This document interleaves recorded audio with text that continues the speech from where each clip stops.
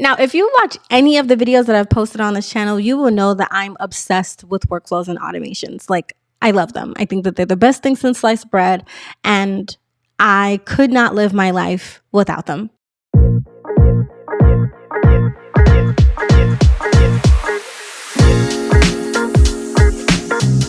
Hello, and welcome to Cass Loves Tech. If this is your first time tuning in, welcome. I am so happy to have you. If you're one of my loyal subscribers, welcome back. I am so happy to see you again. Now, this video and the next couple of videos involved are going to be just slightly different because I'm working on a special series for all of my fellow legal assistants and professionals that are struggling with the case management systems that their firm uses on a daily basis. All right, so I feel like I honestly should have saved this specific favorite of mine for last because it's just the best. Automations. Today, for this video, I am going to be using Locus. Now, if your firm is not using Locus as its case management system, still watch this video because you may find tidbits of information that could be useful to you when you are working on a workflow for your firm in particular. They are my second favorite. All right, so here we are inside of Locus, and I have actually already taken the liberty of bringing us exactly where we need to be in automations and directly inside of workflows. The premise of this one is, honestly, instead of manually tracking deadlines, we're going to use a task automation to free up some time and show you a way to possibly track deadlines without having to do it manually. For example, automated reminders for client follow-ups inside of Locus can easily reduce your workload by about 30%. All right, so whenever you're working on any automations, whether it's in Locus or another case management system, you always want to start by putting in some kind of name, even if it's temporary, because as you're building different workflows, it becomes insane to keep up with all the different ones and being able to find them relatively quickly. So setting us up for success, you always want to just make sure you put a title in there. I'm going to do this for a statement of use specimen submission follow-up. So once you have your name, you want to go ahead and find the matter pipeline that you're building for your workflow. In my example, I'm going to be using trademarks intent to use, and I'm going to take it to the stage of the specimen submission is required. And at this particular point, I'm going to go ahead and hit continue. Now, you do have an option to add in some entry rules if you wanted to. But honestly, in some of my other videos, I've actually covered entry rules specifically with Locus. So you can check one of those out. Just to keep things simple, I'm not going to be using an entry rule today. So we're just going to go ahead and hit continue. Now, from here, we want to be able to set the scenario up. And let's say in this scenario, we're in a situation where the statement of use, the notice for the statement of use specimen just came in. You just received the communication from the USPTO, and you want to make sure that you notify the client relatively quickly and stay on top of that deadline. One thing that you can definitely do for sure is go ahead and make sure that you set up the email to be able to send it out. If you have one of those handy email templates that we just spent some time covering in my first favorite, hence the reason why it's the first favorite, because it builds on it. I told you there's levels. So you would take that email template that you created and you would then apply it to here. I'm just going to add in the send email feature here, and we're going to go ahead and make sure that we find who we want to use for this as the person who is sending it. And so we want to just say that this one is from the originating attorney. You also have the option to choose someone within the firm that you want to be able to send this as. To keep things simple though, I'm going to go ahead and do this from the original attorney here. And then for the recipient, we always want to make sure that we find the recipient inside of the system. So it's going to be matter client for this one. If there was anyone that you wanted to add as a CC or BCC, maybe you want to add another attorney, maybe you want to BCC yourself, or you want to add a different recipient, you are more than welcome to do that. I'm going to just pick a random email template that I have here. So I'm just going to pick the one associated with notice of publication. Keep it very simple. We're going to go ahead and copy the email template content so that it adds it to the email inside of the workflow. And then you can always go ahead and select the person's name so that the person's name is actually added as a part of this. So you're going to do the client. So I'm selecting the client first name so that it brings it up here, and then we're going to pretend that this is the email telling them that we're asking them for the specimen. And for the subject, we're just going to do action required. Now, if I haven't said this already, this is an example, so your situation may be slightly different and it may not even involve trademarks at all. This is just to show you what possibilities are accessible to you when it comes to workflows and building them inside of a case management system, just for yourself or maybe for other members of your firm to just be able to make things a little bit easier. All right. So the one thing I want to make sure that I mention here is the default signature. When it comes to the default signature, bear in mind that whoever is the one sending the email, that's whose default signature is going to show up. So if the originating attorney is the one that's sending this email, just make sure that your originating attorney has their default signature set up. If it's not set up, you want to just make sure that you check this off and put in the signature block as a part of this email. In addition to that, if you're sharing an account with someone, I know some firms do that, you want to just make sure that you're adding in your own email signature so that way the email is being tied to you, and obviously it's going to be from you or from whoever within the firm. And that is the way that you would want to make sure that this is done. Now, the next set of steps that are falling within this workflow are just as important because we want to make it so that there's no deadlines missed. And because that's the premise of this particular workflow, the next thing that we'll do here is add an event. Adding an event is very similar to adding a calendar block or adding a calendar deadline, because that is Locus's way of ensuring that whatever is put here is also put on the calendar as well, because there's a sync up that happens between the Locus calendar as well as the native calendar that it's being synced to. So if you're using this Locus account, you just want to make sure that your calendar is actually synced up with Locus so that anything that's saved here internally on the matter file is also being saved externally on the actual calendar as well, so that nothing gets missed or there's not a missed opportunity where it's not showing up on that calendar and you potentially could miss a deadline. So that's something important to note.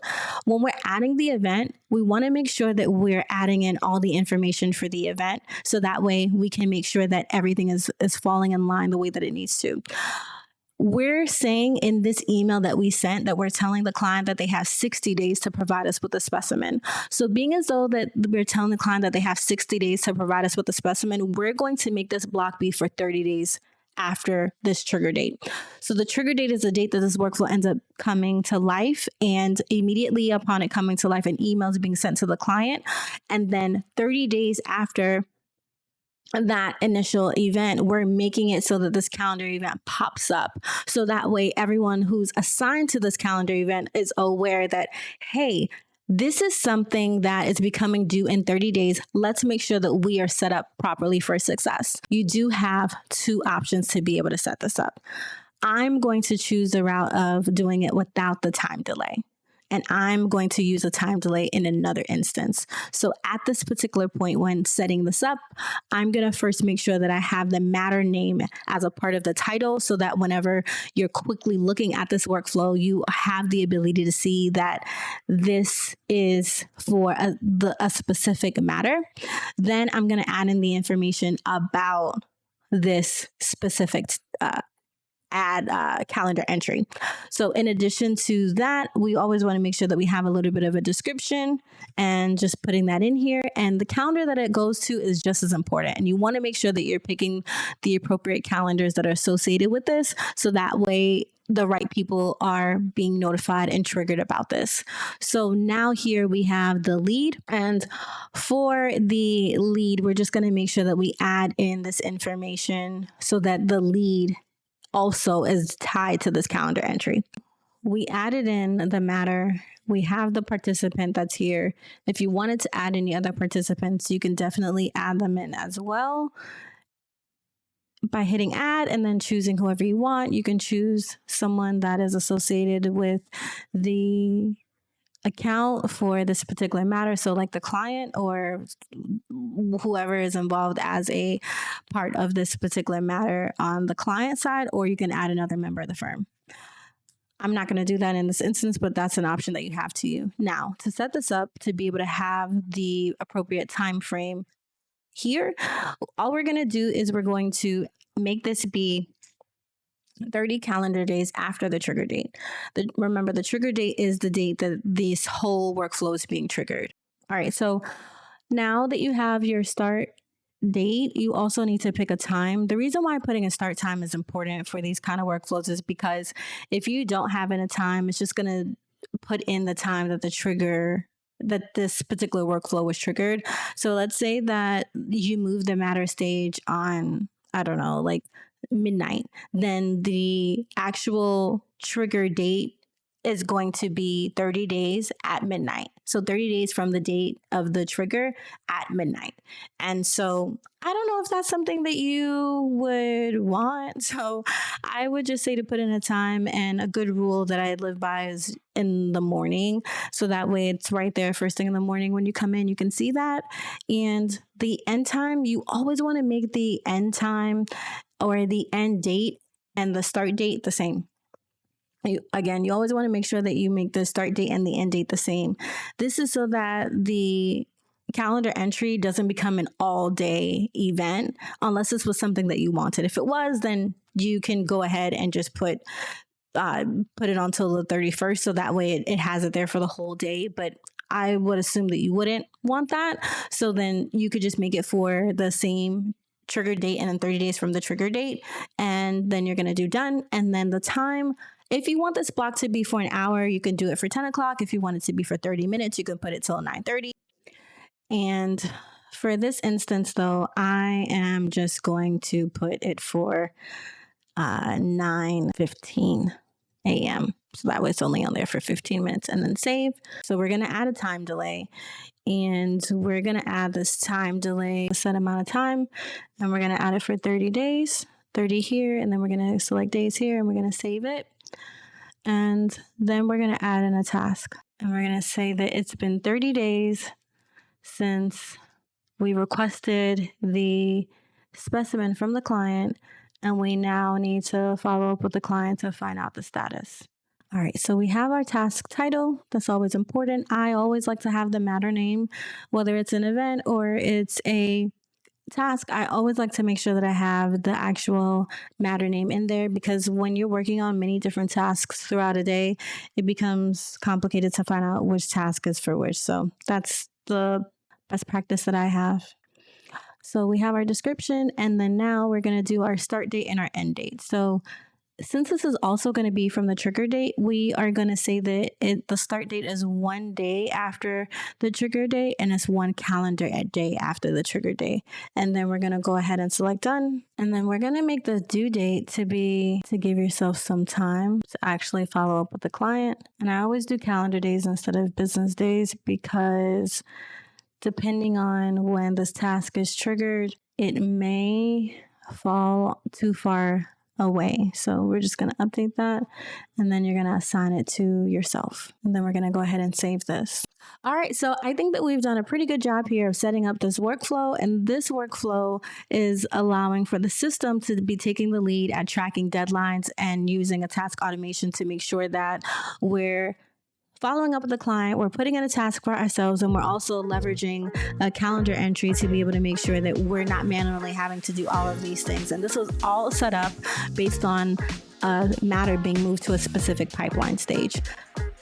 I kept it very straightforward and simple with this workflow. There's a lot of other ways that we could have done this, but I think that this is a really good basis to show you what a case management system is capable of when it comes to setting up a workflow. Depending on the law firm that you work at and the case management system that they use on a daily basis is going to really indicate how this is best set up, which I know I said that already, but I just want to make sure I say that, because that's going to be huge when it comes to how and what kind of workflow you're able to set up. Whew, that was a lot, but you've made it through hack number 2. And if you're already thinking of ways to simplify your process, just wait until you see what's coming next. So let me ask you, where in your day-to-day are things falling through the cracks just because there isn't a clear next step? In next week's video, we're diving into hack number 3, due date on everything. And trust me, this one is game changer for teams drowning in to-dos, and I'll get to it later. Oh, and if you're loving these tips and want a space where we go even deeper, get answers to your workflow questions, and stay in the loop with tools you're already using, come and check out Cass Loves Tech Insiders. It's our monthly tech subscription where I host office hours, share exclusive resources, and help you keep your systems tight without the tech overwhelm. The law firm owners will thank you. You'll find the link below to get on the wait list or join if it's already open. I'll see you next week for hack number 3, and until then, continue thriving with your systems and have an amazing day. Bye.